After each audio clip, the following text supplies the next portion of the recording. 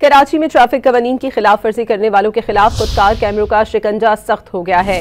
ई चालान system ने सरकारी गाड़ियों को भी ना बख्शा। ट्रैफिक कवानीन की खिलाफ वर्जी पर 25 रोज के दौरान 68 करोड़ 75 लाख से जायद जुर्माने किए गए हैं।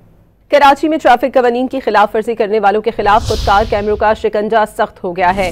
ई चालान सिस्टम ने सरकारी गाड़ियों को भी ना बख्शा। ट्रैफिक कवानीन की खिलाफ वर्जी पर 25 रोज के दौरान 68 करोड़ 75 लाख से जायद जुर्माने किए गए हैं।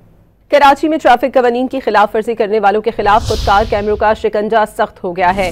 ई चालान सिस्टम ने सरकारी गाड़ियों को भी ना बख्शा। ट्रैफिक कवानीन की खिलाफ वर्जी पर 25 रोज के दौरान 68 करोड़ 75 लाख से जायद जुर्माने किए गए हैं। कराची में ट्रैफिक कवानीन की खिलाफ वर्जी करने वालों के खिलाफ खुदकार कैमरों का शिकंजा सख्त हो गया है।